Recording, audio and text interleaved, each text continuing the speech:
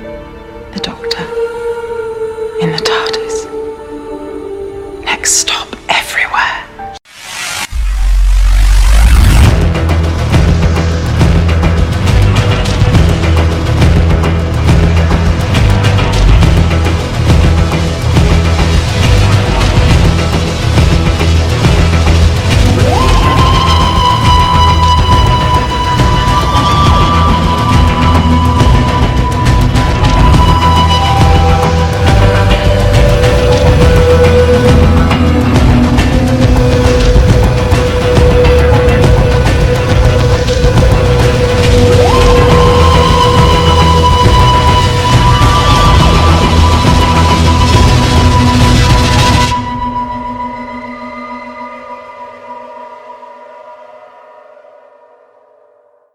Again, everyone, welcome back to Next Stop Everywhere, the Doctor Who podcast. Take two because of Skype. I'm one of your co-hosts, Charles Skaggs, back in the TARDIS once again, here at episode 163, ready to talk the long game with someone who's been trying really hard to get on the podcast and being really patient with yours truly right now. Hannah Skorapa, welcome to Next Stop Everywhere, the Doctor Who podcast. Thank Again. You Charles. Oh no, it's fine. It's like charm. Yes, it's one of the wonderful technical difficulties that we sometimes experience because of Skype and Shakes Fist. But thank you for being patient with me. And here, obviously, for those who don't know, this is The Long Game, written by Russell T. Davies, directed by Brian Grant. This was the 7th episode of Series 1 in 2005. Starring, of course, Christopher Eccleston as the 9th Doctor, Billie Piper as Rose Tyler, and Bruno Langley in his second and last appearance on Doctor Who as Adam Mitchell. Yeah,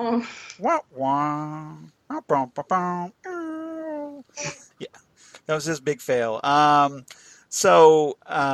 Hannah, I know you started rolling right when the audio cut out, so if you bear with me, try one more time. I really appreciate it if you tell everybody how you got back and how you got into Doctor Who, because it was a really good story. Okay, so as a kid, my parents always had a National Public Radio going on in the house, and they always had the BBC Radio Hour, and just so happened that one day I wandered into the kitchen as the blasting on the radio was an interview with Matt Smith. This would have been in 2011, around the time the show was being heavily pushed here in America. And in his interview, he explained what the show was, and there's the whole "Believe Me for 20 Minutes" speech from the 11th hour was played, and I was intrigued, being 10, 11 years old at the time.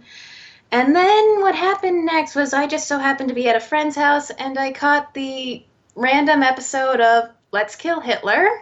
Nice. Which, it's not the best episode, and I was kind of confused, but I was intrigued nonetheless. So from there, eventually my parents did get a Netflix subscription, and I watched very out of order, which is kind of a cardinal sin, but... No, it's not. No, it's not. But, You're fine.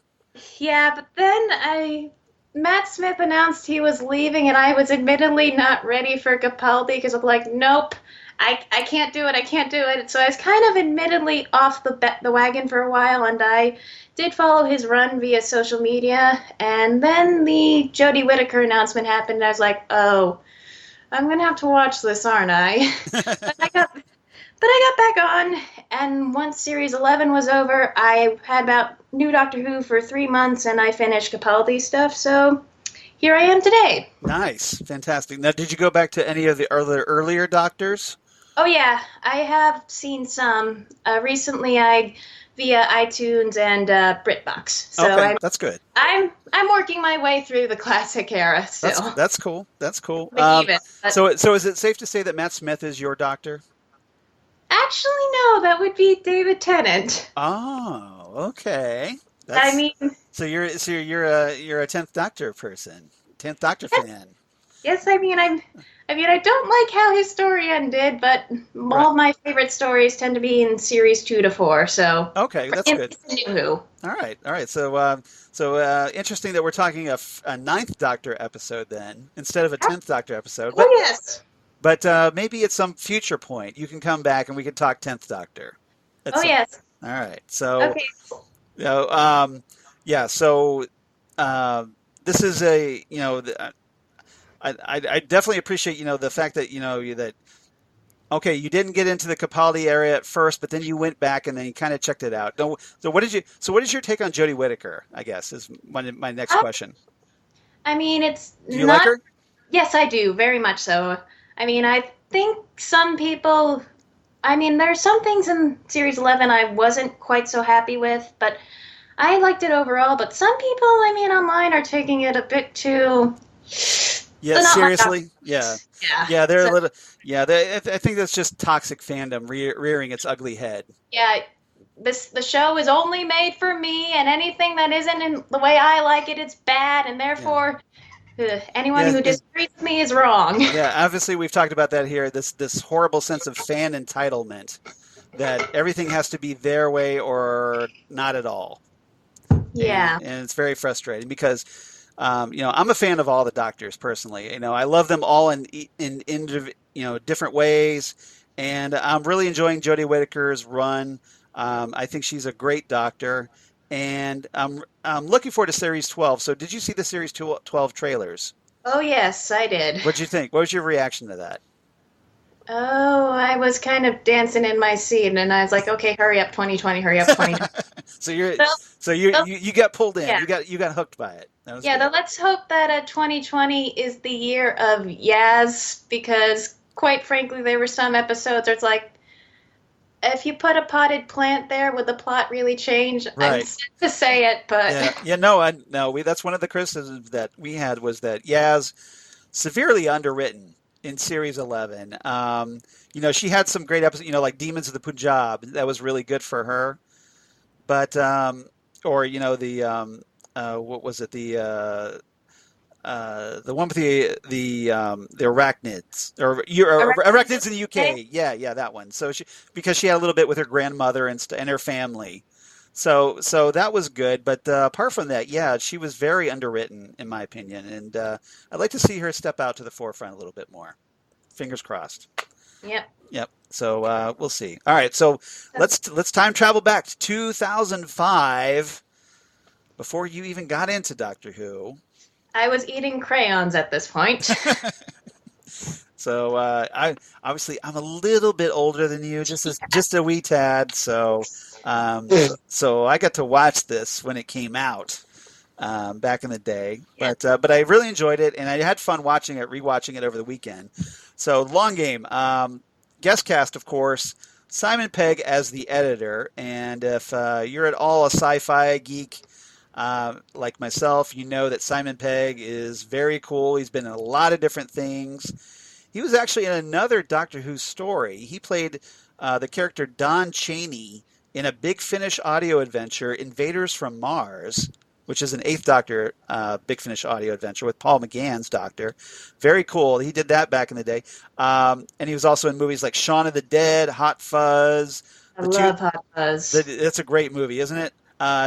2009 Star Trek, trilogy, the Kelvin timeline trilogy. Played Benji Dunn in the Mission Impossible movies, starting with Mission Impossible 3, I believe. And he was the character Unkar Plutt in Star Wars The Force Awakens.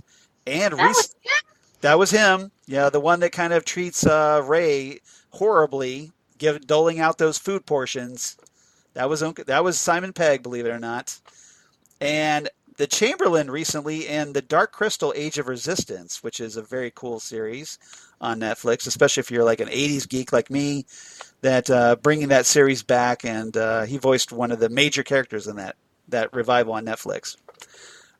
We also had Christine Adams, who played Kathika Santini Kadini. That's a mouthful. She's primarily known these days for playing Lynn Stewart on the CW's Black Lightning. Says, I'm a big DC Comics fan, so I watch Black Lightning religiously, and it's kind of trippy to know, oh, hey, that's what's her name from, that's Christine Adams from The Long Game, so that's kind of cool. She was also in episodes of Agents of S.H.I.E.L.D. She was in the movie Tron Legacy and the movie Batman Begins, so I thought I'd mention that. And we also had Anna Maxwell Martin as Suki McCrae Cantrell, who was a character named Maddie Bauer in a couple of Big Finish audio adventures for the Diary of River Song series featuring Alex Kingston, which are fantastic. She was in the episodes The Unknown and The Eye of the Storm. And if you're a fan of the adaptation of Neil Gaiman and Terry Pratchett's Good Omens, she played the character Beelzebub in that adaptation recently, which is a very cool series. I highly recommend it if you have Amazon Prime. Very cool. Or you can check it out on a home video now. Oh. But it's really good. And David Tennant is fantastic in that. So I would agree. I binged that over the summer. Yeah. If you're a David Tennant fan, you definitely need to watch Good Omens. Highly recommend it. Because he even does his 10th Doctor accent in that series.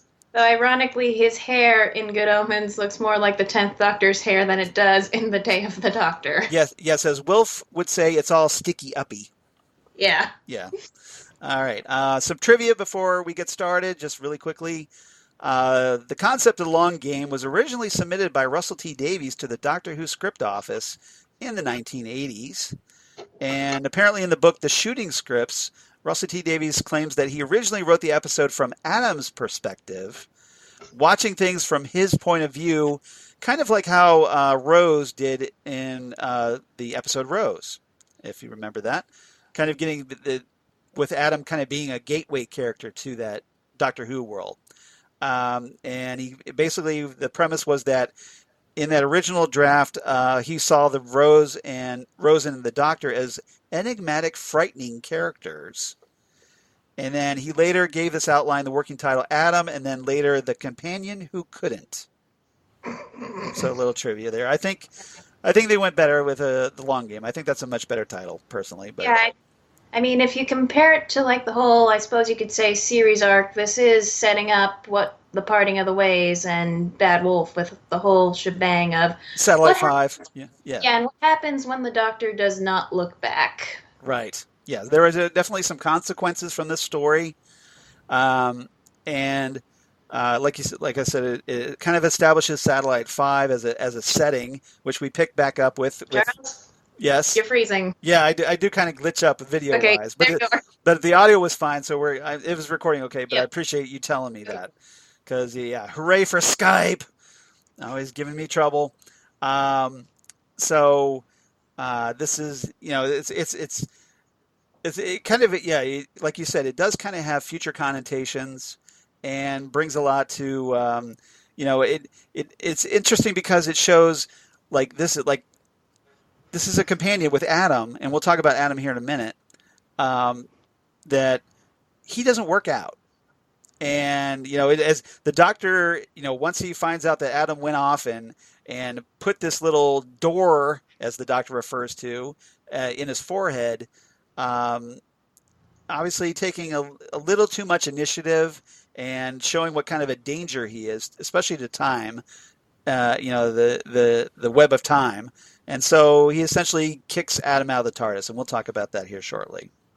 Oh, boy. All right. So first topic, let's talk about the Ninth Doctor, Adam and Rose. And Hannah, what's your take on our main characters in this episode? I will say, I think it was an interesting, with the opening of the episode, you have the TARDIS landing on Satellite 5 for the first time, and you have the Doctor and Rose kind of getting a head start jumping out, and the Doctor pretty much gives Rose the script as to, okay, we're on a we're on a space station. It's the year 200,000. This is what you tell him, and normally his whole shebang is being the one who's the cleverest boy in Clevertown and all about impressing people. So I mean, I just thought that was interesting because he clearly knows that this is somewhat important to her, and I don't think he's really done that since with other companions, if you come to think of it. Yeah, I don't think so either. I think you're right. I think that's a great insight. Yeah, my take, I think the Ninth Doctor, he's if you notice, he goes through this episode. He's very quickly dismissive of Adam. He kind of like when especially at the beginning when Adam faints upon seeing, that he makes that crack about like, well, he's your boyfriend, and Rose goes, not anymore. And you notice Rose is really quick to drop her boyfriends. First Mickey, she kicks him to the curb, and then she kicks Adam to the curb really quickly. So at this point, yeah, Rose isn't the best, most committal person, I don't think. I mean, the thing is, I was watching this episode and I was thinking, but Rose, what about Mickey? This is before Boomtown, where he puts his foot down and says we're through. Right. But it's just, he's not even from the same year as you. If you were to go back to 2005, he'd be 12 years old. Right. Exactly. And he was from 2012 when they picked him up, and so a little bit in her future, but this is still his first experience, and she's just really quick to just drop him, and just like, look, remember how you were that first moment when you stepped out in the end of the world? Remember that? So you think she would be a little more sympathetic than she was. I think. Well, to be fair, she did. She didn't have very nice things to say about Cassandra. So this is in true. That story. So yes. Nothing too far fetched. That was a fun story. So Adam, of course, goes off, makes this excuse to Rose that, I'm having a hard time taking everything in. I kind of want to be by myself. And so he says, oh, just leave me on the observation deck. I'm just going to hang out there. You and the doctor go do whatever, because there's no way I can get between you two. About that. Yeah. I mean, something I noticed going back, I did a rewatch of Series 1, is the side characters seem to be pushing the Doctor and Rose as an item. And I know this is a whole shebang with romance and whatnot between companions and the Doctor, but... Right. I can see it with, I don't know if it's a matter of just the actors, but I can see it more with Rose and the 10th Doctor, but not so much with her and the 9th Doctor. It's just, I buy them as friends because Eccleston and Piper have that chemistry, but... It's a little creepier, isn't it? Yeah, it's just because he's obviously older than, Eccleston is obviously older than Tennant. So it kind of has that whole like older guy with a much younger girlfriend, that kind of creepiness, like somebody that could be his daughter, young enough to be his daughter kind of vibe. I think if I'm recalling correctly, Eccleston was in his 40s and Piper would have been 26 at the time. Yeah, so that's, she's young enough to be his daughter essentially. Which is all kinds of ew, right? Yeah, basically. Yeah, it's putting all that aside. It's just I can kind of see her having the hots for him, but I don't see him recuperating that. Am I missing something here? Yeah, I know. It's very bizarre. And especially when you figure the Doctor is just this cosmic being almost, who's lived hundreds and, 1,000, almost, 1,000 years, over 1,000 years at this point.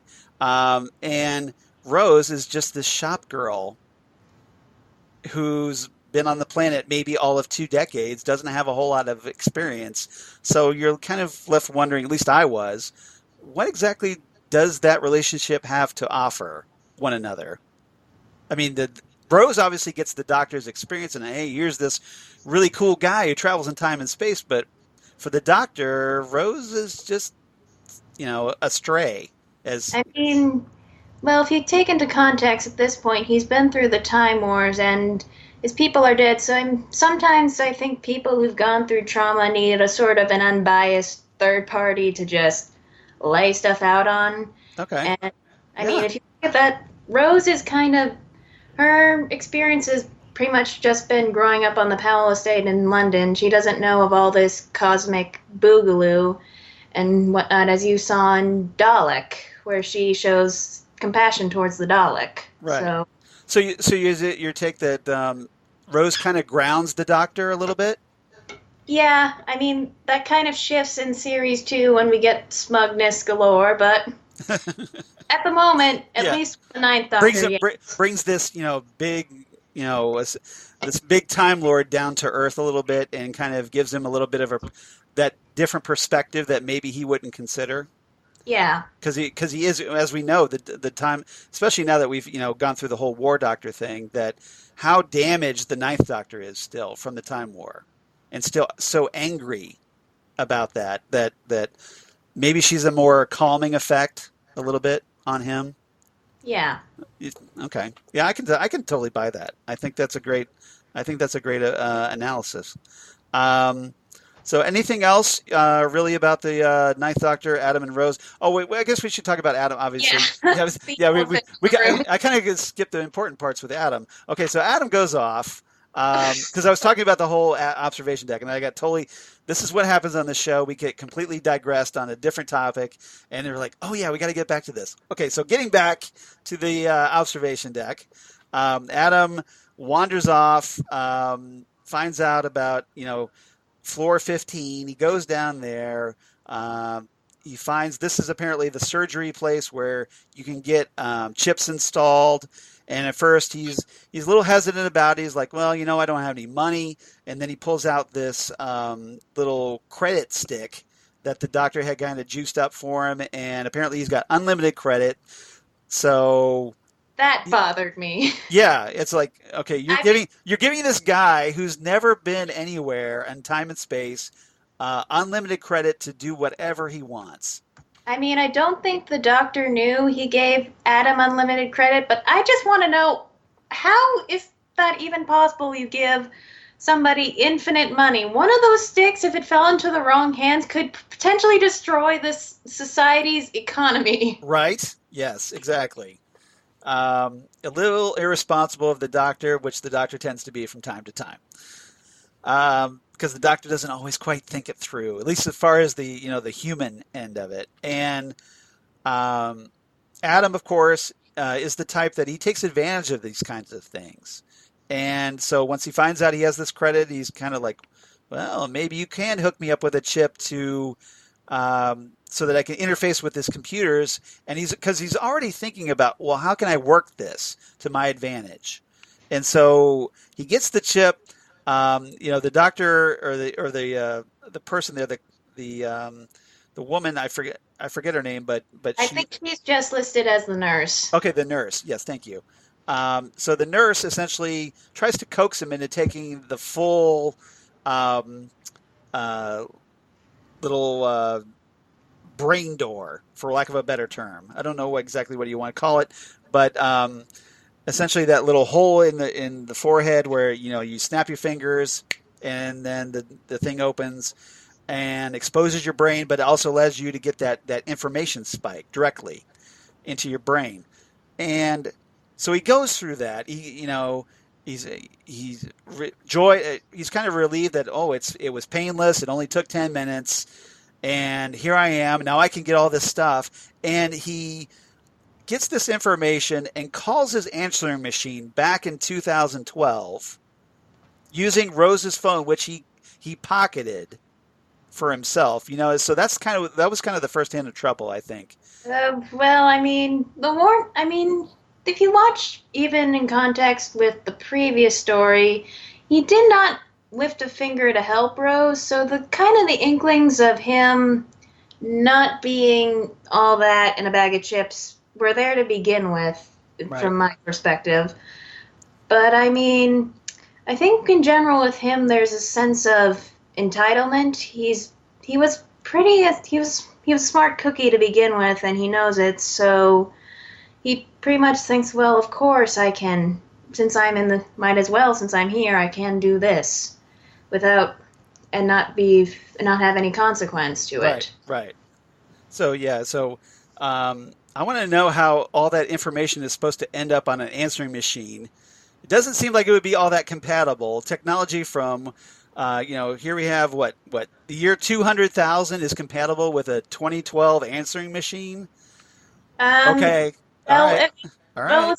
He said it would just sound like white noise. So I mean, if he's just using That's it, it, yeah, that's audio, oh, so it's like if it was just an audio file that maybe he could, yeah, trans, or he could just play the message back and yeah, translate it with that. exactly. So yeah, so that's very cool.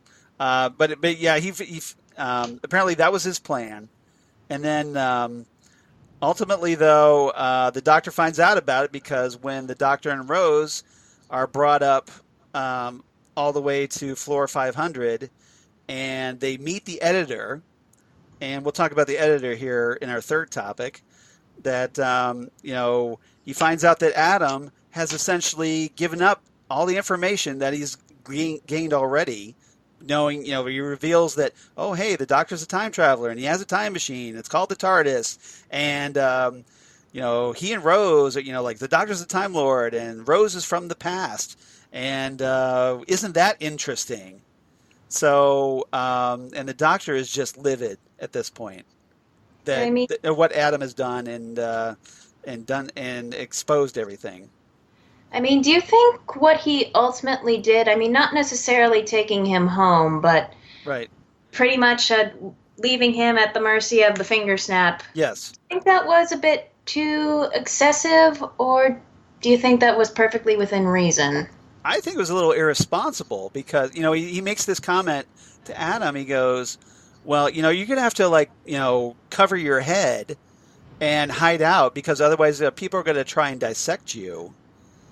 And I'm thinking, well, why are you leaving this future technology for people to find?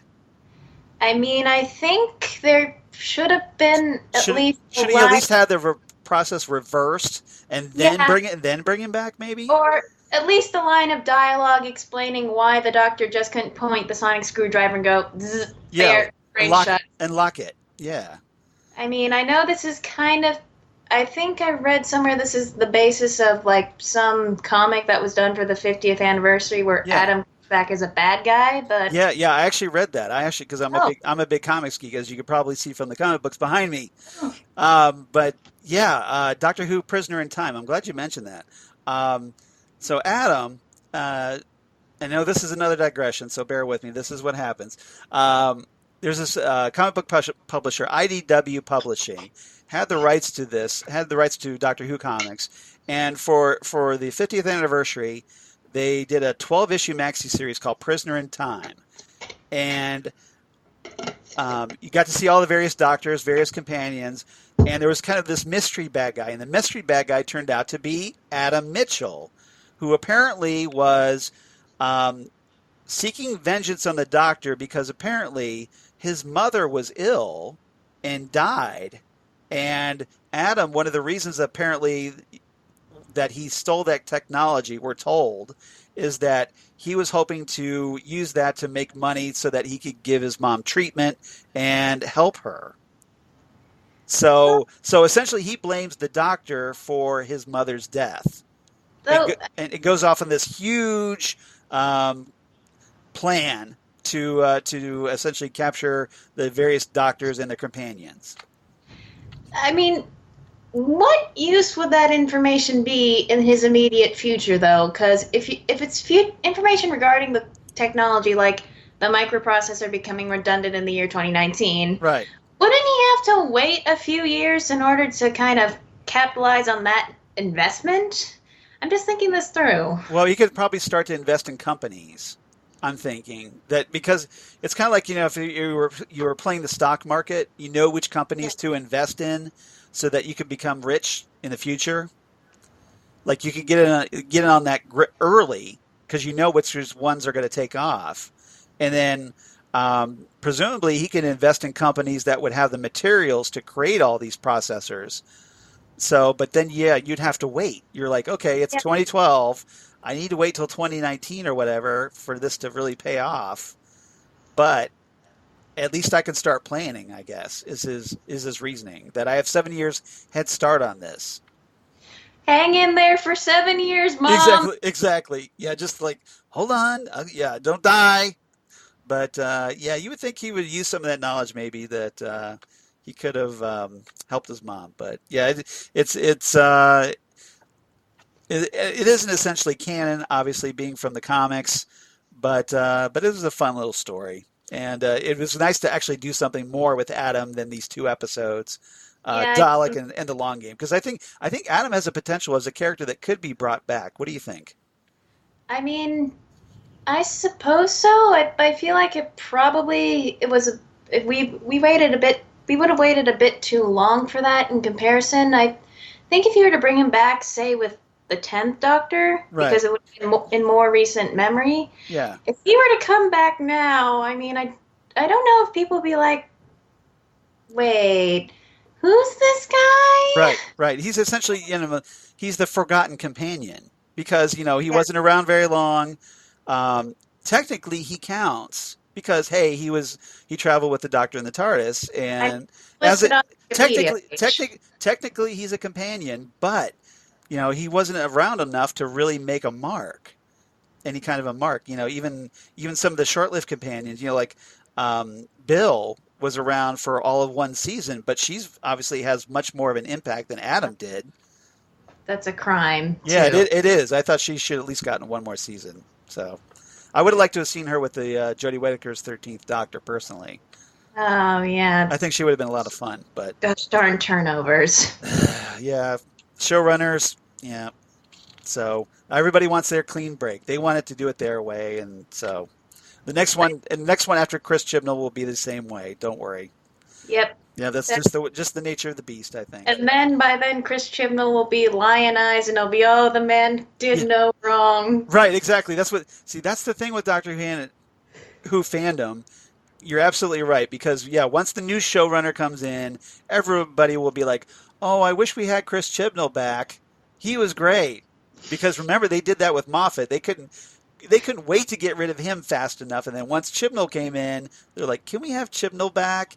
And even when um, Moffat started, everybody's like, "Well, can we have Russell T Davies back?" Even though there was a lot of episodes that people were kind of frustrated and they were kind of ready for a change with him. So I mean, some fun fans included. just aren't satisfied. They just like to gripe to gripe. Yep. So all right. Anything else about these three characters before we move on? Well, I suppose we can agree that this episode is if we're looking at the broad season of Series 1 being, okay, this is what we can do with Doctor Who, this is the How Not to Be the Companion episode. As, as, Exactly. yeah, because you know the old saying, please don't drink the cleaning fluid? There's a reason we need to say, please don't drink the cleaning fluid, and Rose and the Doctor did the equivalent of not saying please don't drink the cleaning fluid Right. when they arrived on Satellite 5. So Yeah, you'd think the doctor by this point would be like, okay, here's a little sheet of helpful tips or like things to look out for, a little bit of like maybe some kind of warning label for companions that like please don't insert chips into your head that can download information from the future so that you could alter the web of time. That's out. That's bad. don't save your Don't do it. dad. Yeah, exactly. Yeah, exactly. Don't bring like Rose, like don't go back and save your dad's life when he's destined to die, because otherwise we'll get time reavers or whatever they were. I forget what they were, but yeah, in Father's Day, the follow-up episode to this. So, Yeah, interesting. I mean, Adam gets kicked out, but Rose gets off the hook.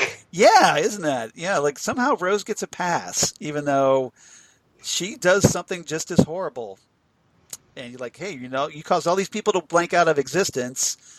Um, yeah, but for whatever reason, the doctor keeps her around. Maybe she's in the credits. I guess we'll just keep her.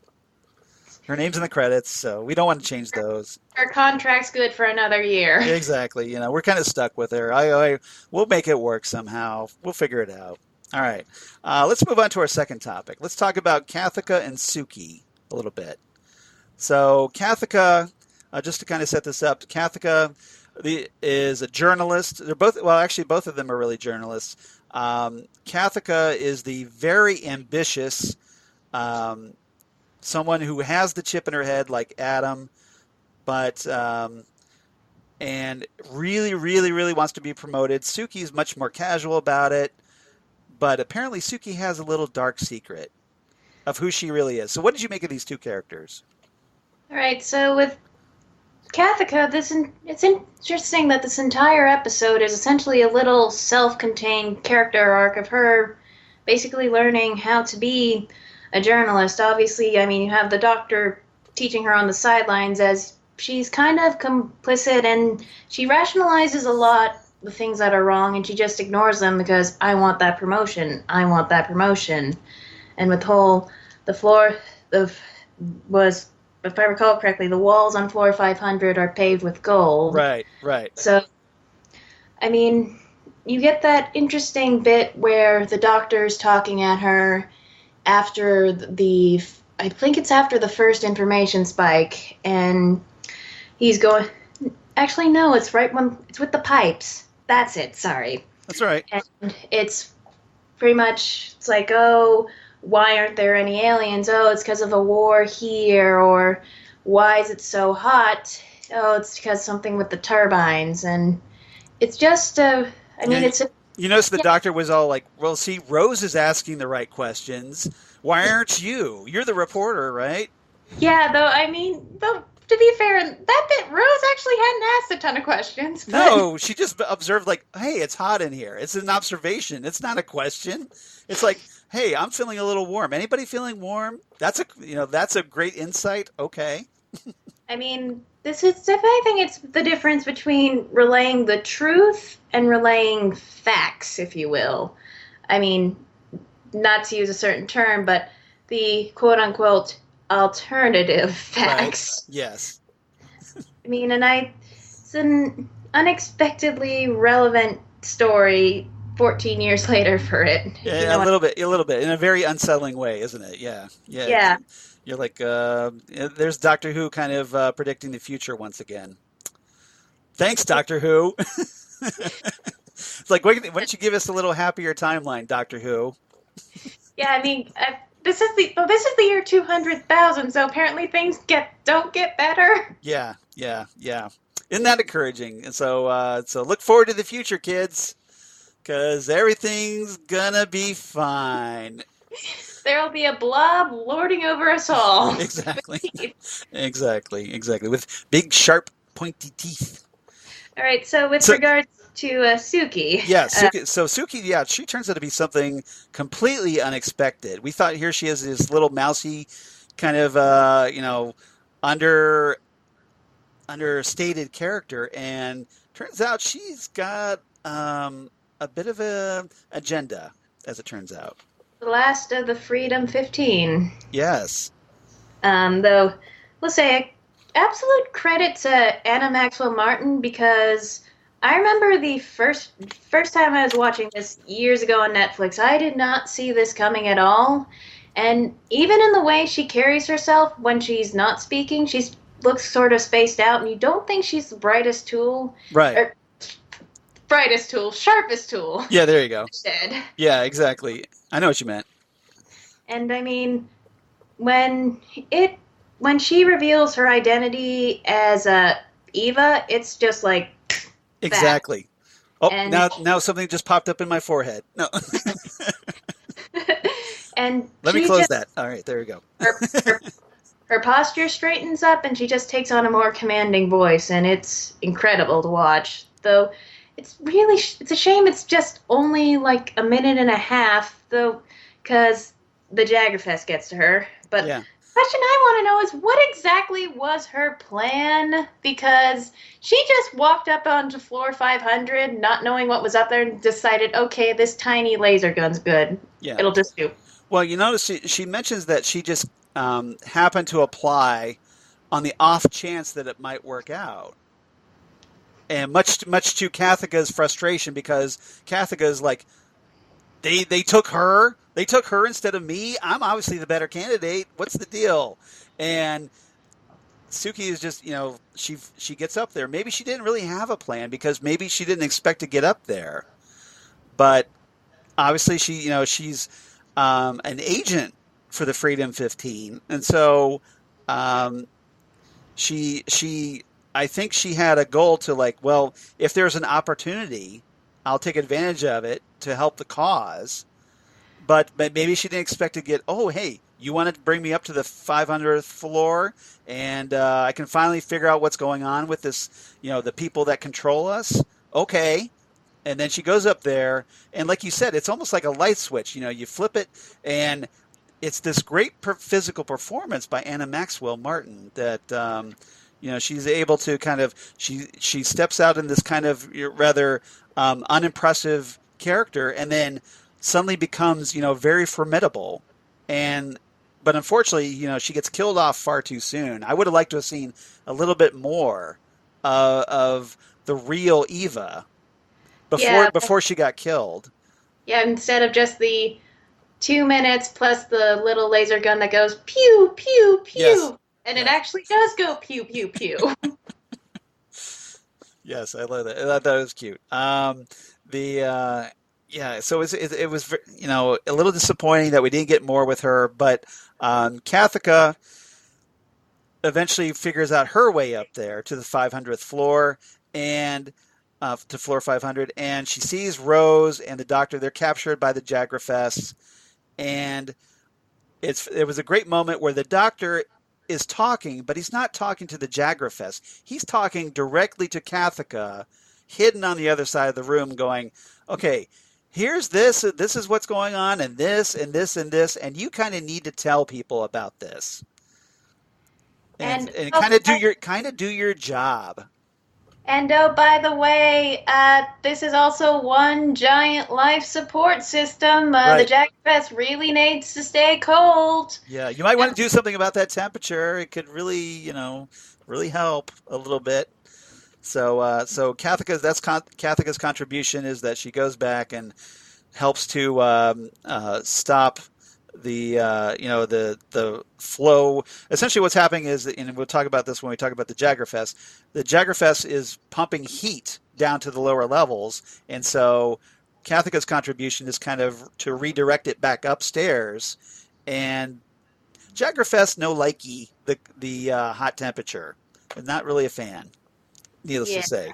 So, all right, but and so Kathika kind of learns a little bit. I think she grows a little bit as a character before the end. I don't know if she'll learn from this experience, but I know apparently she's really frustrated that she never got that promotion. Well, at the end of the day, I mean, you work your butt off and then you save human civilization, and what do you get? Exactly. So see, this is why it's very important to acknowledge people and to promote them when they deserve it, because otherwise they're going to redirect the heat flow and kill you. Yeah, though, I mean... that's what I got from this episode. I can only hope that things turn out the best for her, because, I mean, the sequel to the story with The Parting of the Ways and Bad Wolf takes place only 100 years later, so right. I don't know how things turned out for Kathika in that sense. Because once the Jagrafest is gone, the Daleks move in.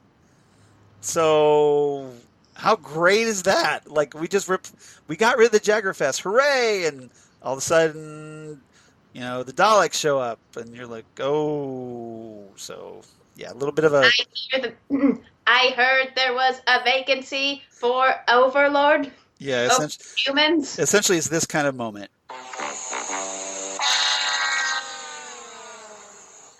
Big fail moment on their part. So, all right. Anything else about Kathika and Suki, or Eva, as we should call her? Yeah, that's all right. All right. Let's move on. Topic number 3: the editor and the mighty Jagrafests. So what were your thoughts on our big bads this time? Oh, Simon Pegg is just chewing that scenery, and I love it. Yes.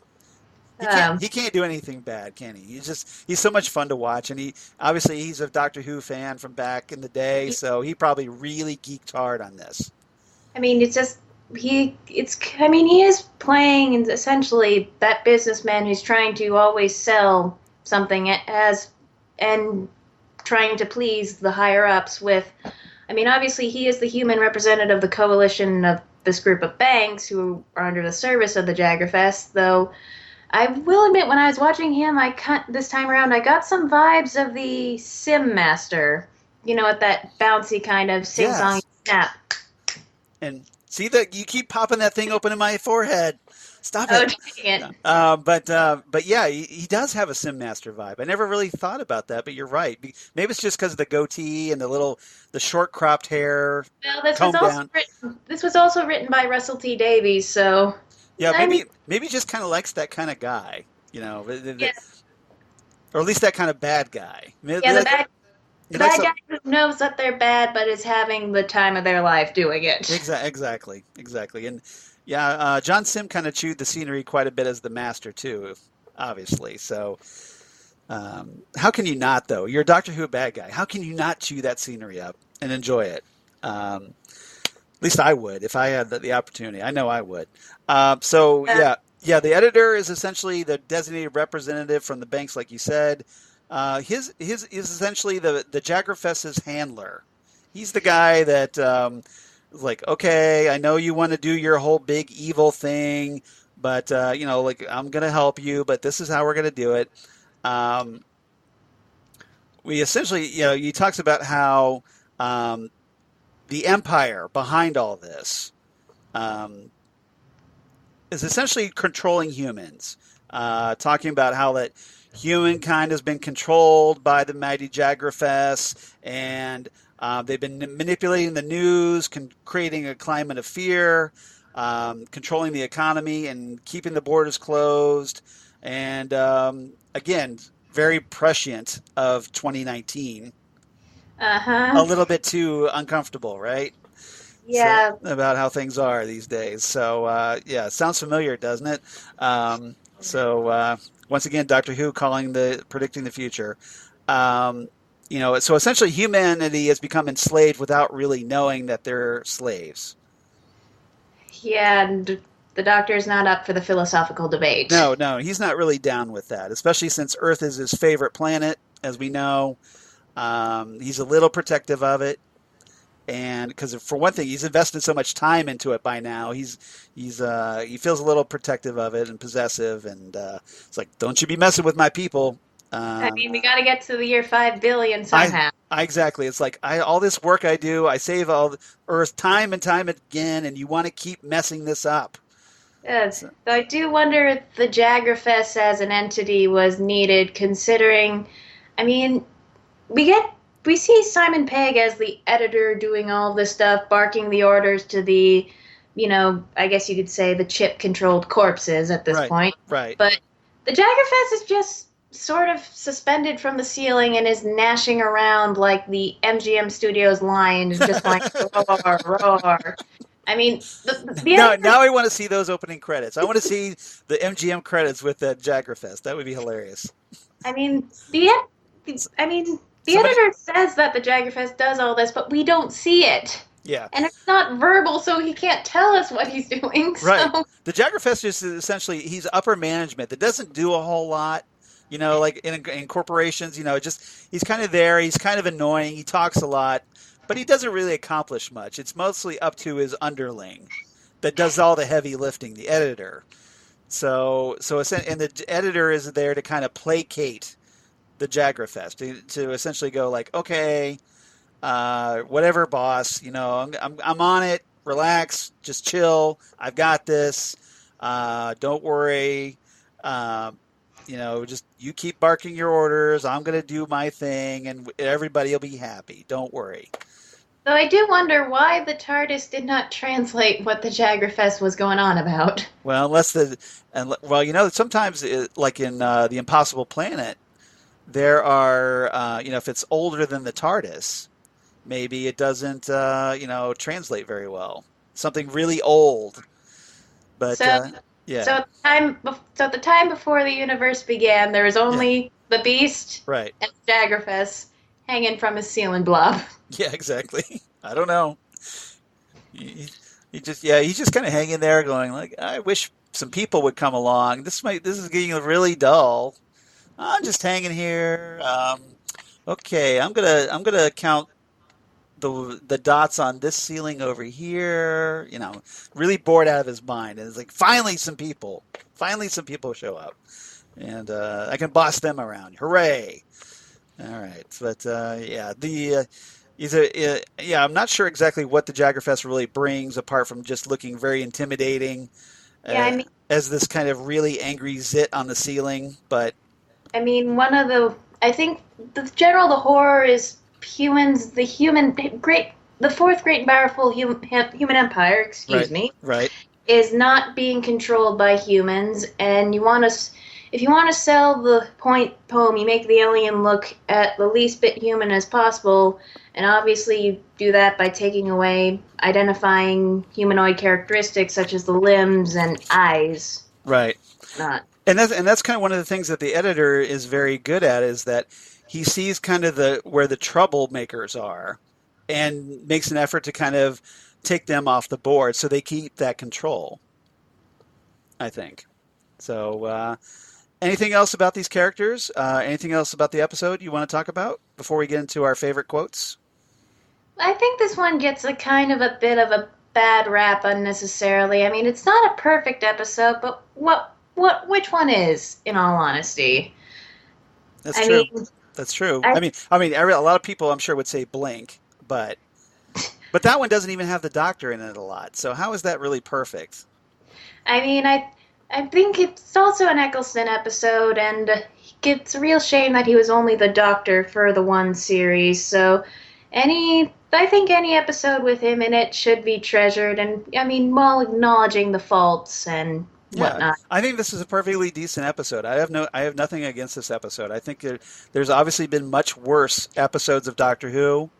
I think this is kind of like right in the middle somewhere. I think that's safe to say. It's not horrible. It's not superb, but it's perfectly decent, and it's a lot of fun. And obviously, it's fun watching Simon Pegg as a bad guy. So, Yeah. how can you go wrong with that, in my opinion? All right. So, do you have any favorite quotes?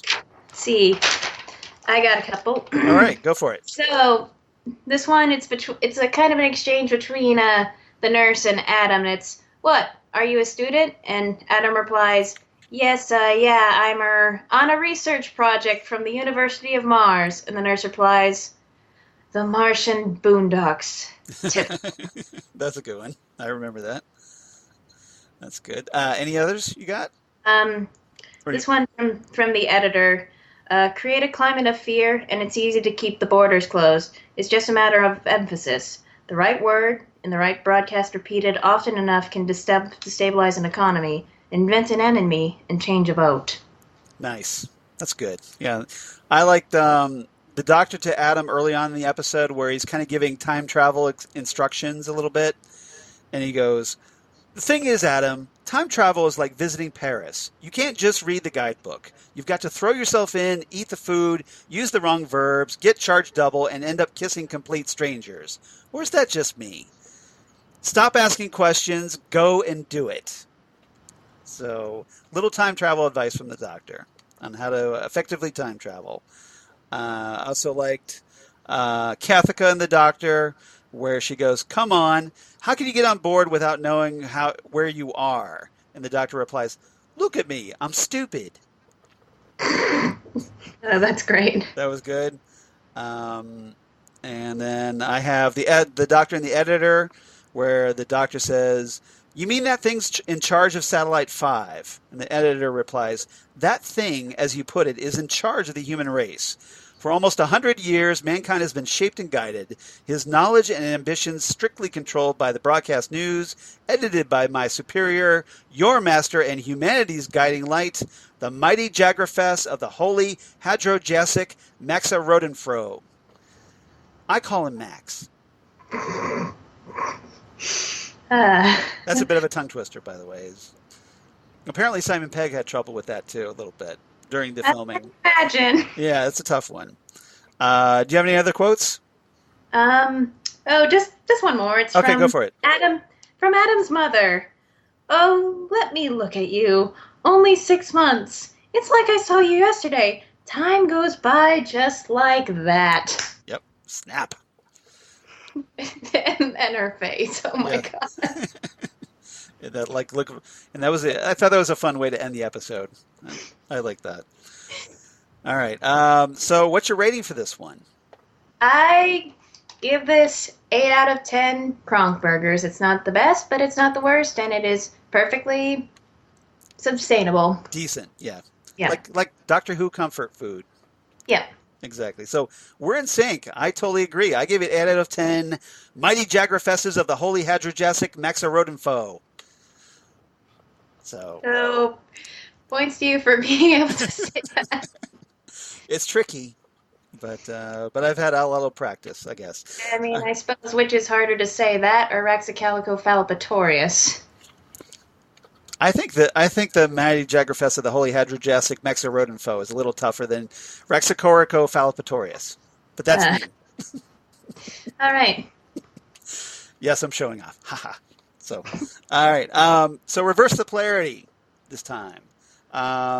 If you enjoyed the long game, and I hope you did, I recommend going all the way back to 1975, if you want to check out something from the classic era, with The Ark in Space, the second serial of season 12 in 1975, written by Robert Holmes, one of my favorite writers from the classic era. This is a Tom Baker era story with the Fourth Doctor, where we have the TARDIS materializing on Space Station Nerva in the year 16,087. So that's kind of where the main similarity is, where we have another big space station in the future where things go horribly, horribly wrong. And this time, while the Fourth Doctor and Harry Sullivan explore, Sarah Jane Smith gets transported away and placed into a cryonic suspension by the station computer. Harry and the Doctor realize that the station is, surprise, some kind of Ark, just like the Ark in Space, right? Discovering Sarah, Harry searches for a resuscitation unit, but discovers a mummified alien insect instead. Uh-oh. A woman called Vera revives from suspended animation and revives both Sarah and Noah, who is Space Station Nerva's leader. The Doctor tells Vera that Nerva's inhabitants have overslept by several millennia, thanks to the insect visitor that sabotaged the control systems. Noah investigates the power room and is infected by an alien creature called a Weirn. The Doctor realizes the alien insect laid eggs inside the missing crewman, who became a Weirn, now inhabiting Nerva. Noah kills a crewmate, but recovers enough to order Vera to revive the remaining crew and evacuate. The Doctor realizes the alien pupae will mature too quickly for this and proposes that to destroy the Weirn while they're in their dormant pupal stage. Dissection of the Weirn corpse, and let me flip the page here, reveals that the Weirn are vulnerable to electricity. As the Doctor tries to reactivate the station power, the fully transformed Noah attacks him. Noah reveals that the Weirn were driven from their home by human settlers and now intend to absorb all human knowledge. There's another connection there, yes. The Doctor electrifies the cryogenic chamber to prevent the Weirn from attacking more of the human crew. Noah leads the entire swarm in assault on the transport ship, while Vera and the rest of the crew escape the transport ship after setting the autopilot. The transport blasts off, carrying the entire swarm away from the station.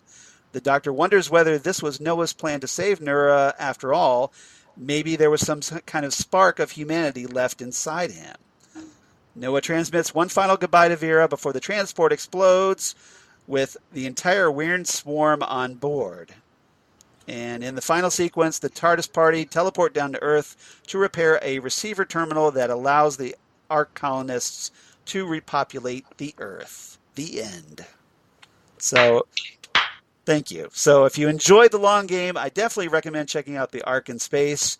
That's like the 5-minute version of a 4-part story, but it's a really cool story from the classic era. The effects are a little cheesy, but hey, it's 70s Doctor Who. You know it's going to be cheesy, and that's part of the charm, in my opinion.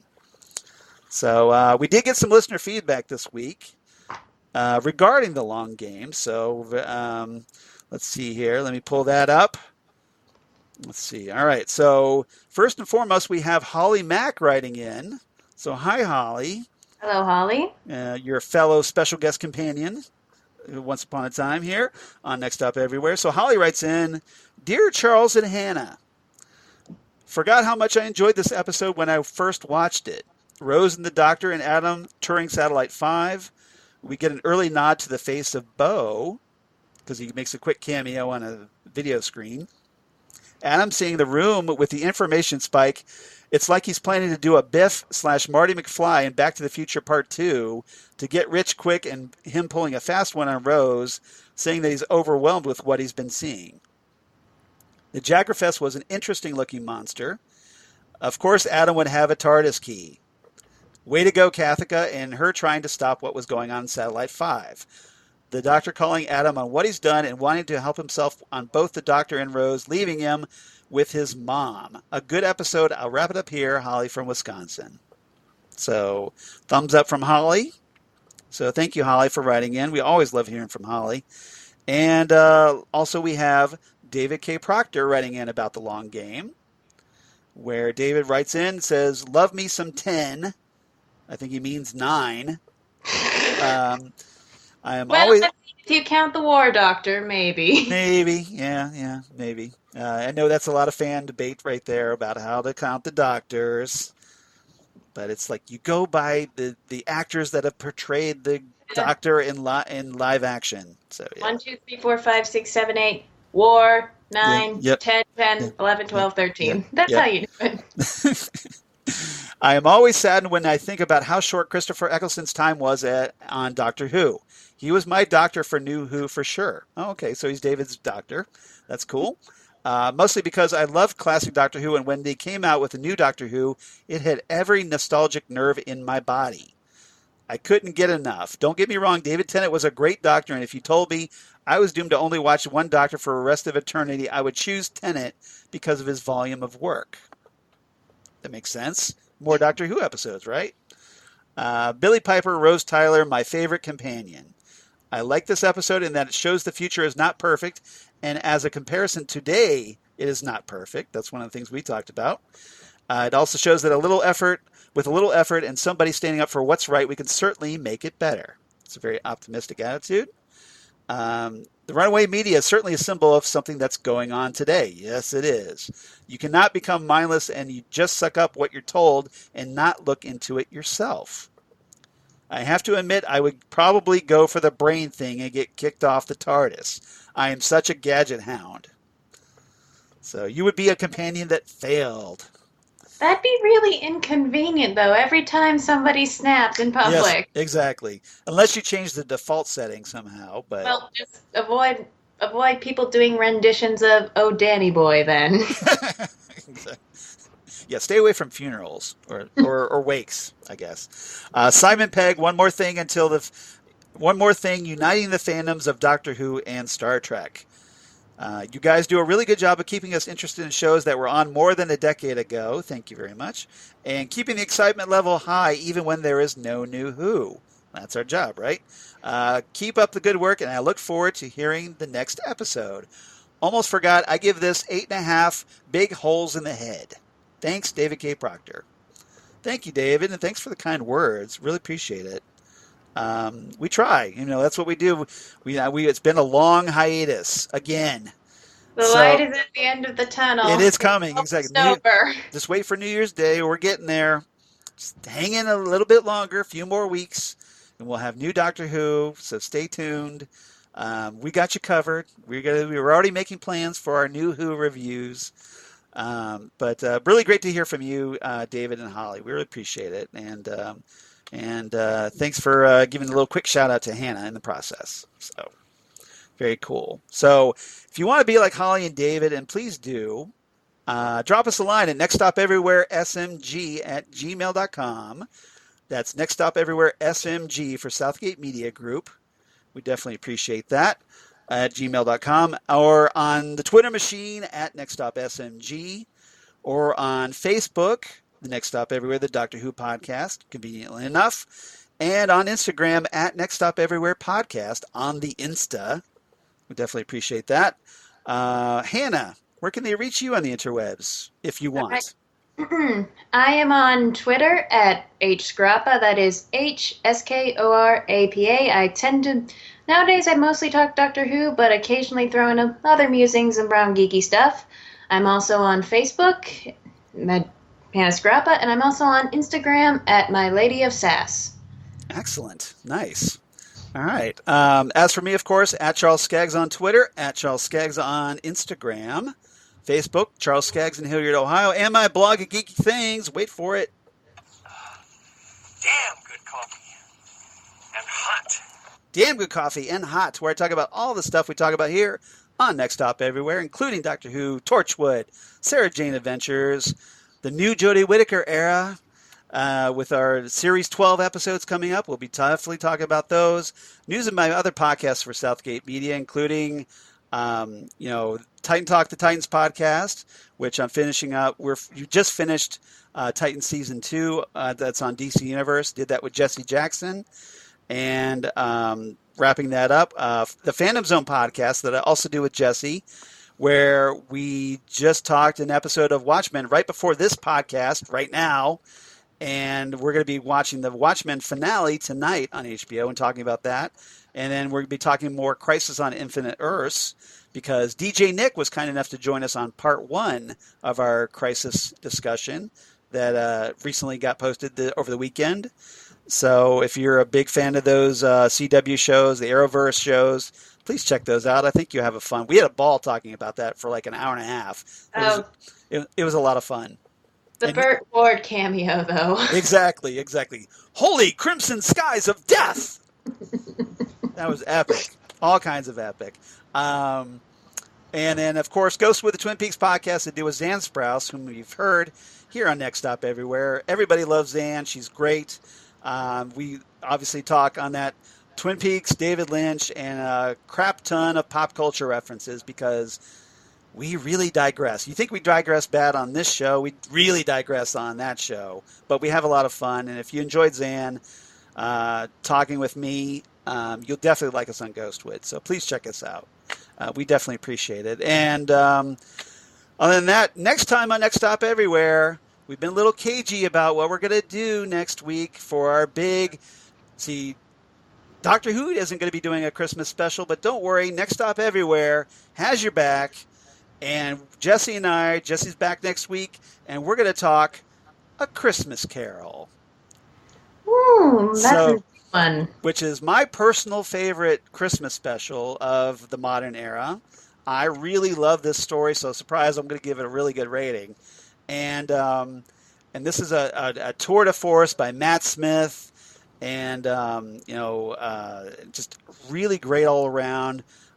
So this is a perfect one to talk about, especially with no new Christmas special once again this year.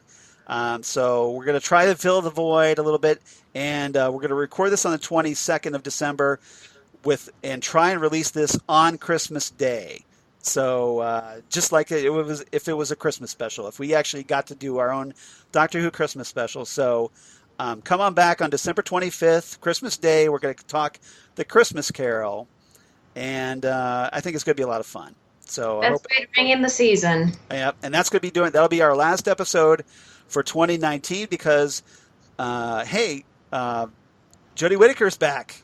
And for Series 12 on New Year's Day, and then obviously our next episode after Christmas Carol will, of course, be Spyfall, the first episode of Series 12, where we get to see the Doctor doing a nice little James Bond riff, and I can't wait for that. I'd give you a good Adele impression, but no. With the Spyfall, get their phone call. I don't know. That's the way it gets. Yeah, I know. I really love the Adele theme for Skyfall. So obviously it's a very direct parody of that title, but should be a lot of fun. So everybody, thank you so much for listening. Hannah, thank you so much for being a special guest companion this time out. I hope you had fun. I sure did. Thank you for having me. You're always welcome. I thought you did an amazing job. I'm thinking that Jesse might want to get rid of me and replace me with you because you were fantastic. So I don't know if I go that far. I think so. You had some great insights and a lot of cool thoughts about this episode. So you're welcome back anytime you want to come back. Obviously, we're going to talk the new episodes first. But obviously later, after Series 12 ends, we're going to get right back into the whole special guest companion thing. And you're definitely welcome back anytime you want. Anytime your schedule allows, at least. Oh yeah, between books and internships and Yeah, all so that. obviously that takes precedence. I get that. So whenever you have free time, just let me know and you're welcome back. All right. All right. Thank So you. everybody, thank you so much for listening, and we'll see you next time right here. Next Stop Everywhere, the Doctor Who podcast. Goodbye, everybody. Bye.